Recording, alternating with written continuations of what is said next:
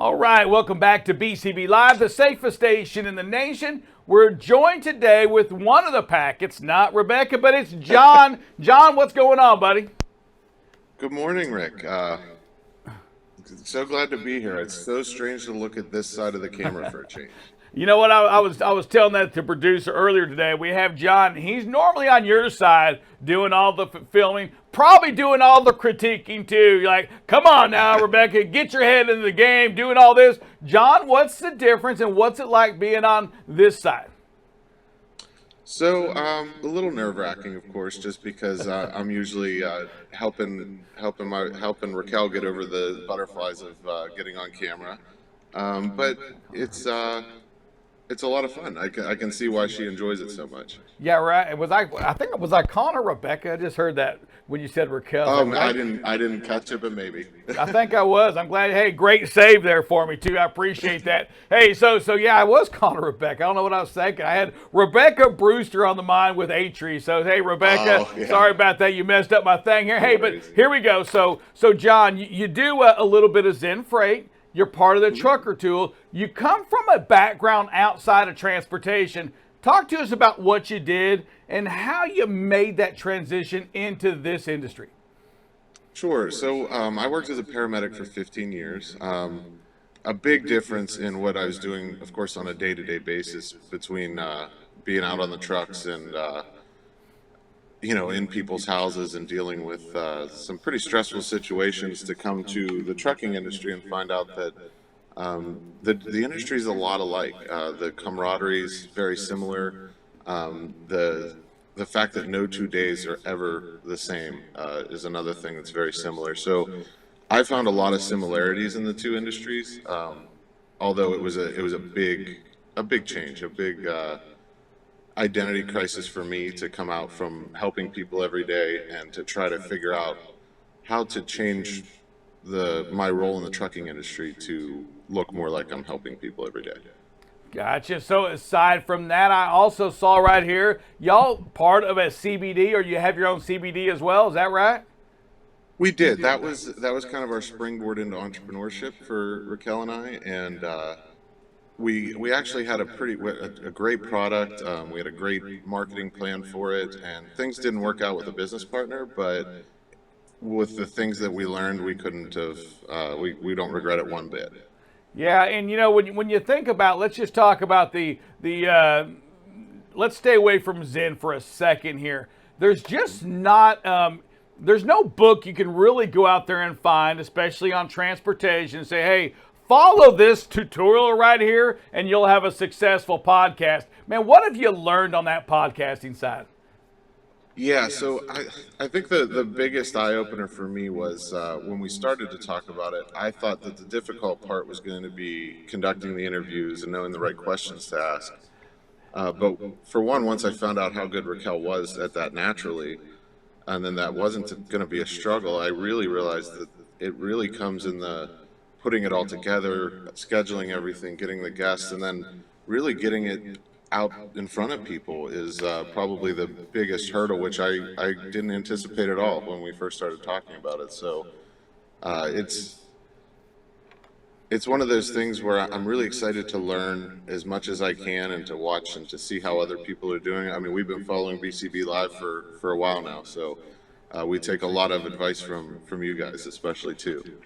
So question, because there's a tough balance in there I found between even like BCB Live and the transportation, our trucking company, our brokerage, our warehousing company, is that, how are you balancing what you're doing on your podcasts versus your, Zen? Because if I had to guess, and I think I said that to Raquel last week, is like us, one of them creates money that allows you to live. The other one, at this point, probably doesn't create a lot of money, if any at all.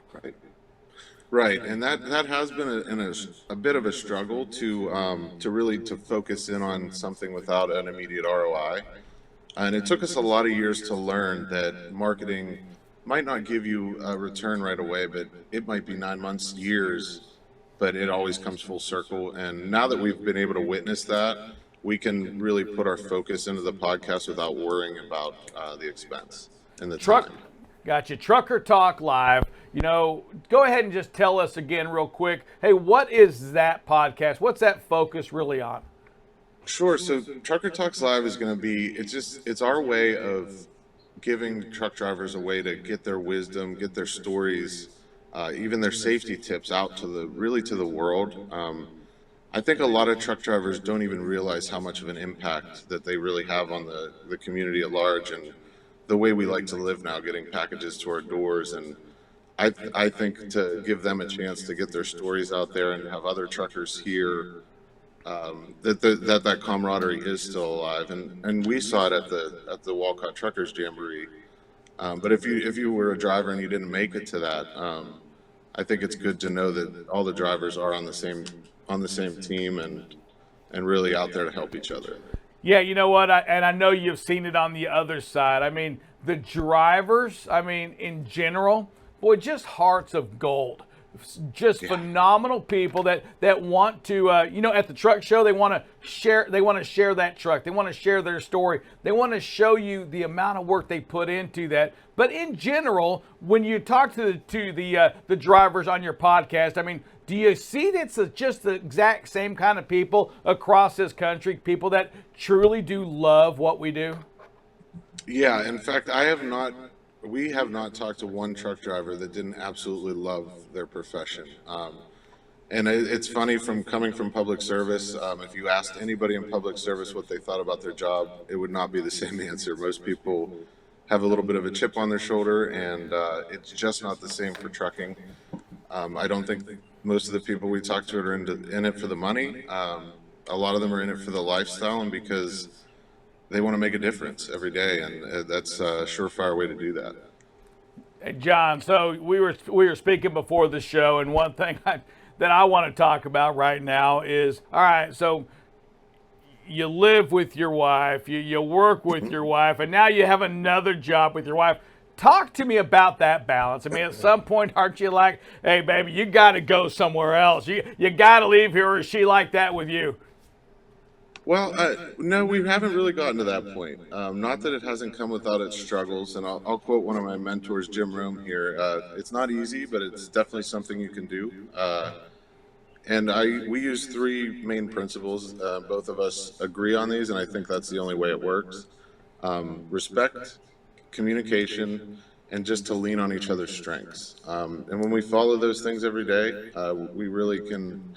It's a pretty crazy combination because we always have access to each other. We can get a lot of things done if everybody's on the same page. So especially the piece on leaning on each other's strengths, it took us a little bit of time to learn that there are certain things that I wanted to get better at, and I was trying to use her as an example, somebody to compare myself to, until we learned the lesson that there's a lot of things that I'm really good at, there's a lot of things that she's really good at, and if we can lean in those directions when it's necessary, we save a lot of time and a lot of frustration that way. Yeah, that's just a good business tip. And a business tip for everybody is to make sure you surround yourself with folks that are better at an area than you are. It sounds like you guys have just naturally found that balance between what she's good at, focusing on that, what you're good at, focusing on that. And as long as you're not the best in the exact same area, I just think you tend to bring a lot of value, not only to your podcast, to the brokerage, but to each other. Yeah, that's 100% for sure. And another thing that really is important is communicating even when it's difficult, even when we aren't on the same page, and it would be easier just to kind of sit and ruminate with that idea in your head. We've found that even just pushing through that discomfort and having that conversation is it's worth its weight in gold when it comes to working together.